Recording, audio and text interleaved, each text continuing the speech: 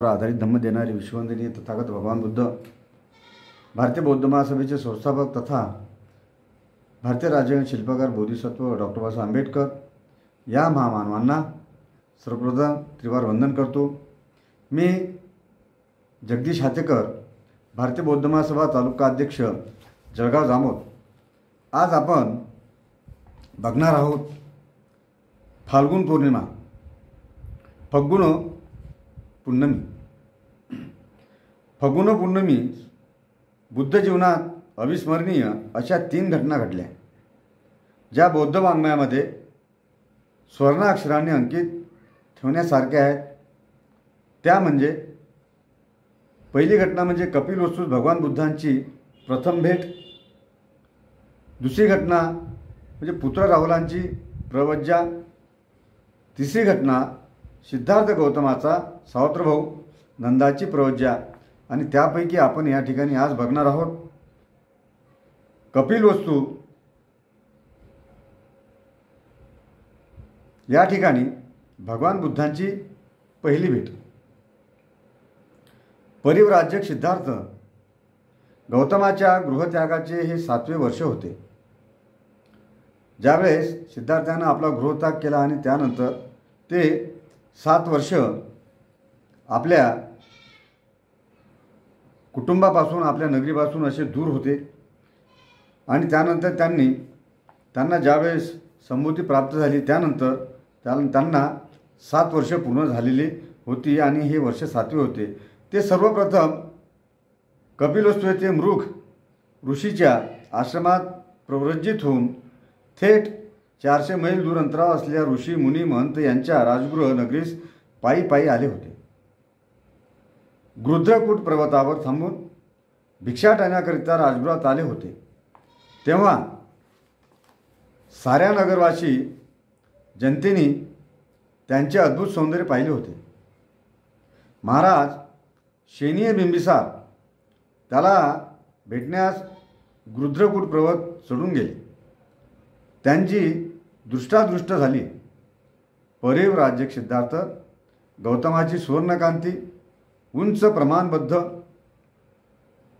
देहयष्टी, सिंहसदृश्य हनुवटी, अजान बाहू म्हणजे गुडघ्यापर्यंत लांब बाहू, कोमल आणि मृदू हातपाय, लांब सडक बोटे, कुरळ केस व निळे नेत्र अशा महापुरुषाच्या 32 लक्षणांनी अलंकृत तरुण श्रमणास पाहून त्यांच्याकडे आकर्षित झाले।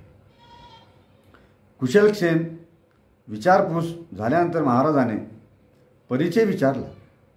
तो तरुण परिव्राजक शाक्यवंशीय महाराज शुद्धोधनाचा सुपुत्र राजकुमार सिद्धार्थ गौतम असल्याचे ऐकून बिंबिसार राजाला अत्यानंद झाला आणि ते म्हणाले, हे शाक्यपुत्र, तुझ्या पित्याला मी ओळखतो। तुझ्या घराण्याशी आमची वंशपरंपरागत प्रगाढ मैत्री आहे। म्हणून राजसी वस्त्रांचा त्याग करून काशाय वस्त्र करावेस, राजमहालात विराजमान होण्याऐवजी पर्णकुटीत राहावेस, ज्या हातांनी प्रजारक्षण करावयाचे त्या हातात भिक्षापात्र घ्यावेस, हे सर्व तुझ्यासारख्या तरुण युवकाला शोभत नाही। तुला तुझ्या वडिलाचे राज्य नको असेल तर माझ्या सैन्यात सामील होऊन राज्य मिळव, अथवा माझे अर्धे राज्य घे। तरुणांना सुख वैभव, प्रौढांना संपत्ती संचय, तर वृद्धांना संसार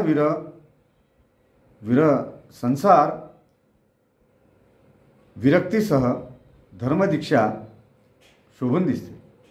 यावर परिव्राजक सिद्धार्थ गौतमाने अत्यंत संयमित व मृदू स्वरात महाराज बिंबिसारास सांगितले, राजन, माझ्यासारख्या अतिथीस दाखविलेल्या प्रेमाचे आणि करावयाच्या त्यागाचे स्वरूप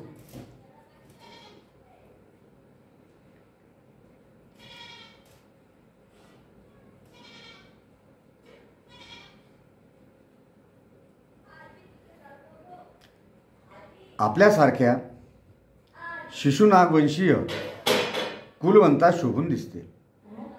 परंतु मी या सर्व आसक्तीपासून मुक्त आहे.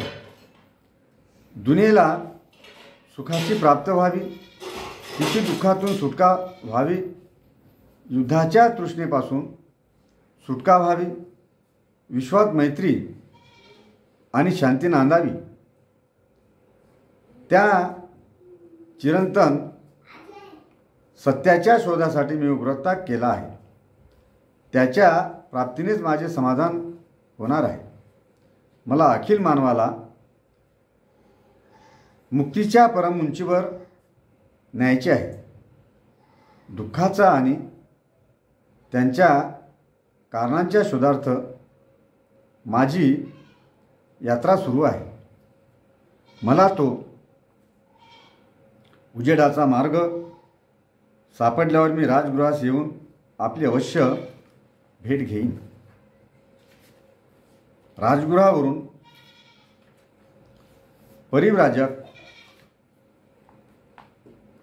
सिद्धार्थ गौतम, विपच्चनाचार्य आलार कलाम, महान साधक उद्धक रामपुत्र आणि सांख्य दार्शनिक कपिल अशा अनेकांकडे गेले. वेगवेगळ्या प्रकारच्या साधना त्यांनी केल्या. कठोर देहदंडाचा, खडतर वैराग्याचा अभ्यास व अनुभव त्यांनी गयास्थित निरंजना नदीजवळ उरुवेला डोमेगिरी या एकांत स्थळी केला. अत्यंत उग्र साधना केली. वैराग्याची परम अवस्था गाठली. अशी निर्दय साधना 7 वर्षे सुरू होती. यात त्यांना काहीही मिळाले नाही. रिकाम्या हाताने आणि रिकाम्या डोक्याने त्यांना मरणाच्या मुखातून परत फिरावे लागले. हा मार्ग शांतीच्या ठिकाणाकडे नेऊ शकत नव्हता. ते या मार्गाने पूर्वी कोणीही गेले नसतील एवढ्या उंचीवर गेले होते. पण देहदंड व काय क्लेशाच्या मार्गात हाडाचा सापळा एवढा उरला होता. संभोधीच्या विचाराचा आणि उजेडाचा साधा कवळसाही दिसत नव्हता. म्हणून तो योगाचा वा रोगाचा मार्ग सोडून त्यांनी गया येथे पिंपळाखाली चिंतनाची परमसीमा गाठली होती. 4 पायऱ्यांनी ते चिंतनावस्थेच्या सर्वोच्च शिखरावर चढले होते. तर्कशक्ती व अन्वेषण, मनाची एकाग्रता, समतोलपणा आणि सावधानता. येथे मनाच्या समतोलपणाला शुद्धतेची आणि सावधानतेला समतोलपणाची जोड त्यांनी दिली होती. 4 आठवड्याच्या या एकाग्र, एकसंग आणि तर्कबुद्धी आणि विज्ञाननिष्ठ चिंतनातून त्यांच्या मनातील अविद्येचा अंधार संपला. मन संबोधीच्या प्रकाशाने उजळून निघाले. याच चिंतनातून धम्म उदयास आला. पूर्वी कधीही अस्तित्वात नसलेल्या धम्ममार्गाचे ते जनक झाले. श्रमण बोधिसत्व सिद्धार्थ गौतम अरहंत सम्यक संबुद्ध झाले. 10 दिशात हा सुगंध दरवळत सुटला, धावत सुटला. सिद्धार्थ गौतम बुद्ध झाले, सिद्धार्थ गौतम बुद्ध झाले असे सांगत सुटला.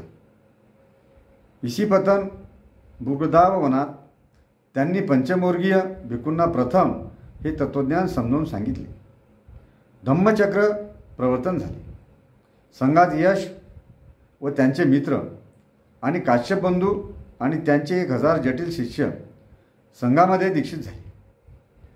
सर्वत्र तथागतांच्या नावाचा जय जयकार होत होता.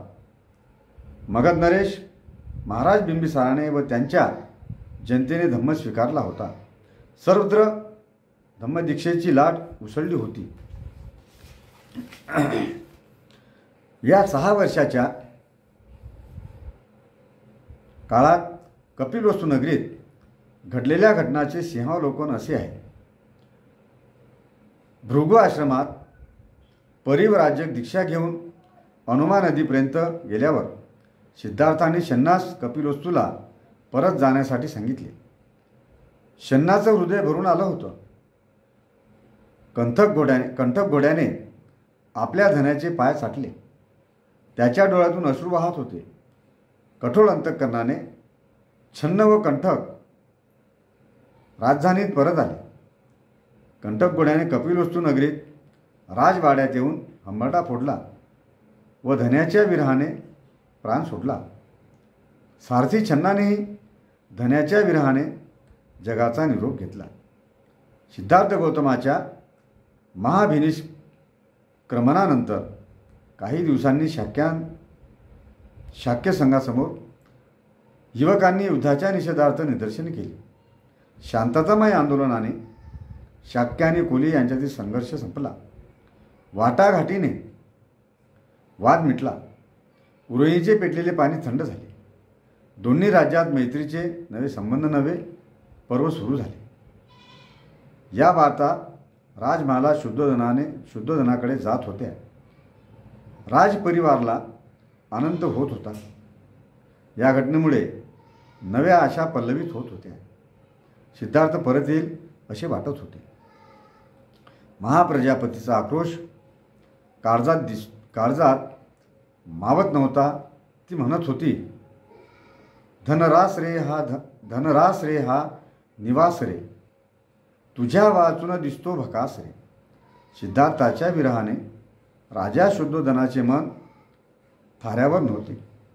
त्यांना डोळ्यातील आसवांची समजूत काढता येत नव्हती. ते वार्धक्याने खचले होते. त्यांचे मन सिद्धार्थाला शोधत होते. आवाज अस्वस्थ होता. शब्दांना बारीक कंपन सुटला होता. तरीही निमूटपणे दुःख पचवून जगत होते. यशोधरेने गृहत्यागासाठी अनुमती दिली होती. हिंमत दिली होती. ती उद्याच्या आशेवर जगत होती. मन रडत होते. खोल हृदयात आग डोंब उसळत होते आणि त्याचे चटके श्वासांना बसत होते. शब्द फुटत नव्हते. हंबरडा गळ्यात मावत नव्हता आणि शब्दांनाही बाहेर पडायला जागाच नव्हती. वनात सिद्धार्थ परिव्राजक भटकत होता, तर यशोधरा मला तेच जीवन जगत होती. उद्याची मुक्तीची स्वप्ने बघत होती. कलेकलेनी चंद्र वाढतो तसा राहुल वाढत वाढत 7 वर्षाचा झाला होता. त्याला पिताच माहीत नव्हता. राजकुमार नंद भावा वाचून आठवणीच्या वनात भटकत होता. त्यालाही ज्येष्ठ बंधूची सतत आठवण होत होती. सारा परिवार सिद्धार्थ वियोगाने दुःख गिळून जगत होता. परिव्राजक सिद्धार्थाची उर्वेला येथील साधना अत्यंत निर्दय होती. पोटाला पाठ आणि पाठीला पोट लागत होते. झाडांचा सापळा शिल्लक होता. एके दिवशी कपिलवस्तूत त्यांच्या देहांताची खबर आली. साऱ्या राजपरिवाराच्या काळजात दुःख मावत नव्हते. पुन्हा एका महिन्याने राजदूताने खबर आणली. सिद्धार्थातून बहुरूपी सूर्य उगवला. महापरिव्राजक सिद्धार्थ गौतम अनंत सम्यक संबुद्ध झाले आणि त्यांची धम्मयात्रा राजगृह येथे सुरू आहे. बुद्धं शरणं गच्छामी, धम्मं शरणं गच्छामी आणि संघं शरणं गच्छामीच्या जयघोषांनी धरती आकाश दणाणून जात आहे. ते मानवी जीवनात माणूस करणारा उजेड पेरत आहेत. जीवनाला प्रज्ञा करून शील आणि समाधीची धम्मदीक्षा देत आहेत. जनागणांच्या मनामनात निब्बाणाचा मळा फुलवित आहेत. त्यांच्या रूपाने माणुसकी जन्माला आली आणि तिचं संवर्धन करणारा धम्म. त्यांच्या रूपाने माणुसकी जन्माला आली आणि तिचं संवर्धन करणारा धम्मसुद्धा या ठिकाणी जन्माला आला. राणी महाप्रजापती व युवराज्ञी यशोधरा आणि बुद्धाला पाहण्यासाठी राजगृहाला भेटीत जाण्याची इच्छा महाराज शुद्धोधनाजवळ व्यक्त केली होती. तेव्हा महाराज शुद्धोधन म्हणाले, आपणच त्यांना कपिलवस्तू भेटीचे निमंत्रण देऊ. त्यांचा सत्कार करू, त्या अवीट धम्म अमृताचा आस्वाद घेऊ आणि अवघे बुद्धमय होऊ. सारीपुत्र आणि मोगलान यांच्या दीक्षेनंतर भगवान बुद्ध 2 महिने राजगृहात राहिले. भगवंत राजगृहात राहत असल्याचे ऐकल्यावर शुद्धोधनाने निरोप पाठविला की मरणापूर्वी माझ्या मुलाला पाहण्याची माझी इच्छा आहे. त्याच्या उपदेशाचा फायदा इतरांना मिळाला, परंतु त्याच्या पित्याला, त्याच्या नातलगांना तो मिळाला नाही. निरोप देणाऱ्या दूताचे नाव कालुदायन असे होते. तो सिद्धार्थ गौतमाचा बालमित्र व महाराजाचा अमात्य उदयीन यांचा पुत्र होता. त्या दोघांचा जन्म एकाच दिवशीचा. कालुदायीने लगेच राजगृह गाठले. वेळूवनात विहार करीत असलेल्या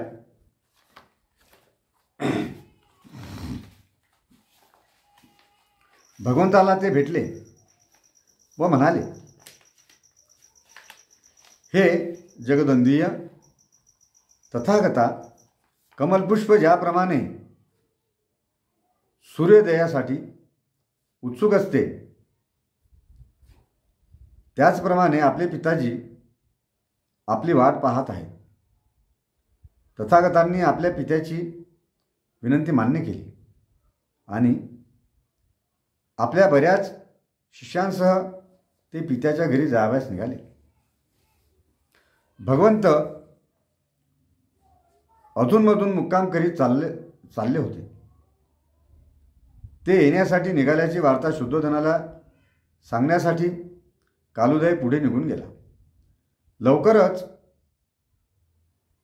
ही बातमी सर्व शाक्य जनपदात पसरली. संबोधी प्राप्त करून घेण्यासाठी गृहत्याग केल्यावर गृहहीन होऊन फिरत असताना सिद्धार्थ आपला उद्देश सफल झाल्यामुळे कपिलवस्तूला आपल्या घरी परत येत आहे. ज्याच्या उद्देश सफल झाल्यामुळे कपिलवस्तूला आपल्या घरी परत येत आहे, ज्याच्या तोंडी हे शब्द होते, पुत्रदर्शनाच्या ओढीने महाराज शुद्धोधन व राजपरिवार आनंदित झाला. तो भगवान बुद्धाच्या स्वागताची जंगी तयारी करू लागला. सर्व प्रजाजन स्वागताची तयारी करू लागले. रस्ते इमारती स्वच्छ करून सजविण्यात आले. ठिकठिकाणी भव्य कमानी उभारण्यात आल्या. रंगरंगोटी केल्या गेली.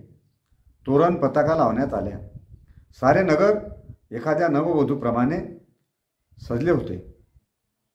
आपले नातलग आणि मंत्री यांच्यासह राजा शुद्धोधन आणि महाप्रजापती ही दोघेही आपल्या पुत्राला भेटण्यासाठी निघाली. आपला मुलगा दुरूनच त्यांना दिसला. त्यांच्या मागे असंख्य भिक्खू होते.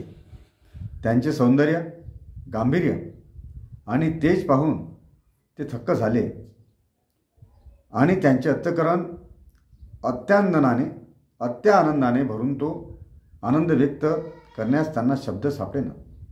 तथागताचे कपिलवस्तूत आगमन झाले. त्यांना पाहायला आणि भेटायला लोकांची रीघ लागली होती. राजमार्गाच्या दुतर्फा सारे नगर स्वागतासाठी उभे होते. सारी नगरी बुद्ध नावाच्या या नव्या सूर्यतेजानं न्हाऊन निघाली होती. हा खरोखरच त्यांचाच पुत्र होता. हेच ते सिद्धार्थाचे रूप.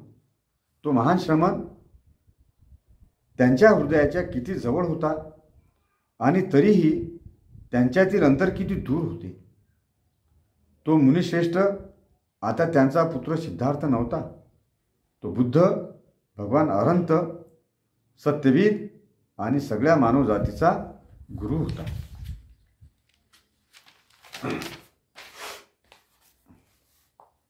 आपल्या पुत्राचे धार्मिक श्रेष्ठत्व लक्षात घेऊन शुद्धोधन स्थातून खाली उतरला आणि प्रथम त्याला वंदन करून म्हणाला, आम्ही तुला पाहिल्याला आता 7 वर्ष लोटली. या क्षणाची आम्ही किती आतुरतेने वाट पाहत होतो. नंतर बुद्ध आम्हाला पित्यासमोर बसले. नंतर बुद्ध आपल्या पित्यासमोर बसले. राजा आपल्या पुत्राकडे टक लावून पाहू लागला. त्याच्या नावाने त्याला हाक मारण्याची त्याची फार इच्छा होती, पण तसे धैर्य त्याला होईना.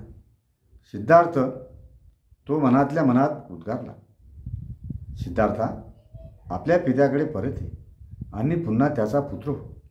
परंतु आपल्या पुत्राचा निश्चय पाहून त्याने आपल्या भावना दाबून टाकल्या. तो आणि महाप्रजापती दोघेही वृद्धात झाले. याप्रमाणे पिता आपल्या पुत्राच्या समोर बसला आणि दुःखात आनंद आणि आनंदात दुःख मानू लागला. त्याला आपल्या मुलाचा अभिमान वाटत होता, तरी पण आपला थोर पुत्र कधीही आपला वारस होणार नाही या कल्पनेमुळे त्याचा अभिमान लोप पावला. आणि भगवंत म्हणाले, राजाचे अंतःकरण प्रेमाने भरलेले आहे व आपल्या पुत्राबद्दल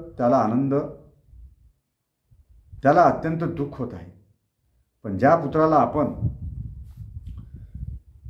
मुकला त्याच्याशी ज्या प्रेमबंधनाने आपल्याला रखडले आहे, त्या बंधनाने आपण स्वतःला सर्व मनुष्य मात्रांशी जखडून टाका. म्हणजे सिद्धार्थाच्या जागी आपल्याला त्याच्यापेक्षाही थोर पुत्र असल्याचे आढळून येईल. सत्य आणि सदाचार शिकविणारा पुत्र आपल्याला लाभेल आणि शांती व निर्वाण यांचा प्रणेता आपल्या हृदयात प्रवेश करील. आपला पुत्र बुद्ध याची ती मधुर वाणी ऐकून शुद्धोधन आनंदाने बेहोश झाला आणि आपले हात घट्ट आवळून अश्रुपूर्ण नेत्रांनी तो उद्गारला, हे अद्भुत परिवर्तन आहे. दुःखातिरेक आता नष्ट झाला आहे. प्रारंभी माझे हृदय दुःखाने जड झाले होते, पण आता तुझ्या महान त्यागाचे फळ मला चाकावयास मिळत आहे. समर्थ अशा अनुकंपेने प्रेरित होऊन गेल्यामुळे आपले धर्मविषयक उदात्त असे उद्दिष्ट साध्य करण्यासाठी तू सत्तेची अभिलाषा सोडून द्यावीस हे योग्यच होते. मार्ग सापडल्यावर आता मुक्तीसाठी उत्सुक असलेल्या सर्वांना तो आपल्या धर्माची शिकवण देऊ शकशील. सर्व लोकांच्या अशा भेटीगाठी सुरू होत्या. स्वागताचा स्वीकार करीत भगवान बुद्ध महाराज शुद्धोधनाच्या महालात ज्या दिवशी आले तो दिवस म्हणजे फल्गुन पौर्णमी, म्हणजे फाल्गुन पौर्णिमा, इसवी सन पूर्व 527.